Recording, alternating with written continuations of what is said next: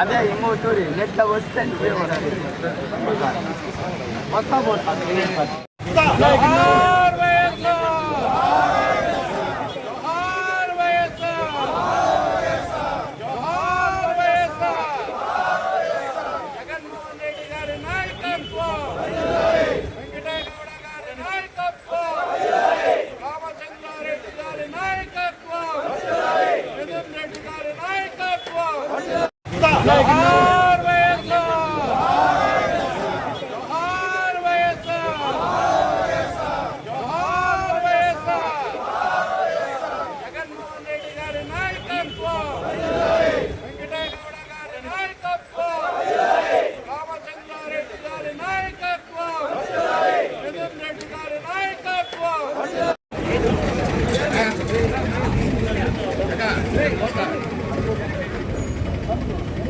జోహార్ వైఎస్ఆర్. జోహార్ వైఎస్ఆర్. జోహార్ వైఎస్ఆర్. జోహార్ వైఎస్ఆర్. జోహార్ వైఎస్ఆర్. జోహార్ వైఎస్ఆర్. జోహార్ వైఎస్ఆర్.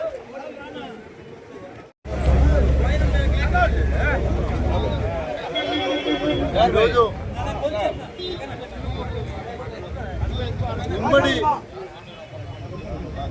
ఆంధ్రప్రదేశ్లో ప్రజానాయకుడు doctor YS Rajasekhara Reddy గారి వర్ధంతి సందర్భంగా రాష్ట్రమంతటా కూడా ఆయన ప్రజలకు చేసినటువంటి మేలును గుర్తుకు తెచ్చుకుంటూ అనేక కార్యక్రమాల్లో అందరూ కూడా పాల్గొంటున్నారు. ఎప్పుడైనా సరే ఒక నాయకుడు మరణం తర్వాత కూడా ఆ నాయకుడి విగ్రహాన్ని పూజించే భావన ప్రజల్లో ఎప్పుడు వస్తుంది అంటే ఆయన మనిషి రూపంలో ఉన్నటువంటి దేవుడులాగా అప్పుడు అందరికీ కూడా ఒక దేవుడిలాగా కొలిచారు. అప్పట్లోనే ఆయన ముఖ్యమంత్రిగా ఉన్నప్పుడు అనేక సేవలు, అనేక కార్యక్రమాలు, పేద బడుగు బలహీన వర్గాల గుండెల్లో నిలిచిపోయినటువంటి నాయకుడు ఎవరైనా ఉన్నారు అంటే మన భారతదేశ చరిత్రలో మరణానంతరం తర్వాత అది ఒక వైఎస్ రాజశేఖర రెడ్డి గారికి దక్కింది అని కూడా మనం గొప్పగా చెప్పుకోవచ్చు. ఎందుకంటే ఆనాటి నుంచి ఈనాటి వరకు కూడా మీరు గమనిస్తే ఆరోగ్యశ్రీ అనే కార్యక్రమం, అంటే డబ్బు ఉన్నా లేకపోయినా ప్రజల గుండెల్లో నిలిచిపోయేటువంటి కార్యక్రమాలను తీసుకొచ్చి నిజంగా ఎటువంటి సమయంలో మనం ప్రభుత్వం కానీ మనం కానీ ప్రజలకు తోడు ఉండాలి అని ఒక పరిశీలన చేసి ఆరోగ్యశ్రీ అనే కార్యక్రమాన్ని చేపట్టి ఎంతోమంది ప్రాణాలు కాపాడినటువంటి ఘనత రాజశేఖర రెడ్డి గారు దక్కుతుంది.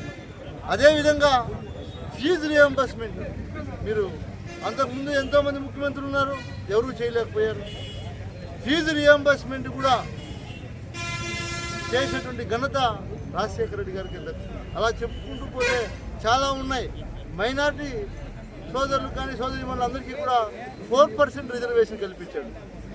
అట్లా ఎస్సీ, ఎస్టీ, బీసీ, మైనార్టీలని అందరికీ కూడా అనేక కార్యక్రమాల్లో చేసి ఆయన ప్రజల గుండెల్లో నిలిచిపోయినటువంటి మహానేత, ఈరోజు దేవుడుగా కొలువైనటువంటి రాజశేఖర రెడ్డి గారిగా మనం అందరూ కూడా ఈ రాష్ట్రం అంతా మనం కొలుస్తున్నాం. కాబట్టి ఆయన ఎక్కడ ఉన్నా ఆయన స్ఫూర్తితో, ఆయన ఇచ్చినటువంటి స్ఫూర్తితో ఆయన కుమారుడైనటువంటి జగన్మోహన్ రెడ్డి గారు గడిచిన 5 సంవత్సరాలు తండ్రి ఒక అడుగు వేస్తే తనయుడు 2 అడుగులు వేసేటువంటి పరిపాలన మనం గడిచిన 5 సంవత్సరాల్లో మనం చూసాం. ఎందుకంటే నాడు నేడు ద్వారా పాఠశాలలు కావచ్చు, పిల్లల్ని చదివించడానికి అమ్మఒడి కావచ్చు,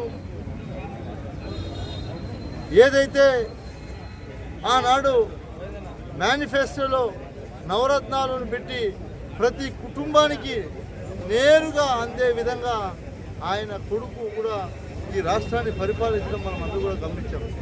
కాబట్టి రాజశేఖర రెడ్డి గారు ఏదైతే నేర్పించారో ఆయన కొడుకు కూడా అదే విధంగా ఈ రాష్ట్ర ప్రజల కోసం ఎంతో కృషి చేస్తున్నటువంటి ఘనత ఈ రాష్ట్రానికి దక్కింది. కాబట్టి అందరూ కూడా గమనించాలి.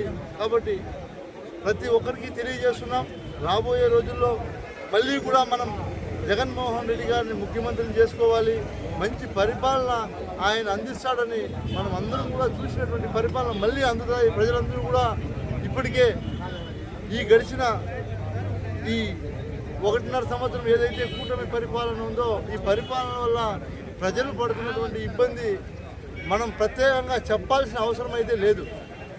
కాబట్టి రానున్న ఎన్నికల్లో ఖచ్చితంగా జగన్మోహన్ రెడ్డి గారిని ముఖ్యమంత్రిగా చేసుకుంటారని కూడా నేను భావిస్తూ అందరికీ కూడా ధన్యవాదాలు తెలియజేసుకుంటూ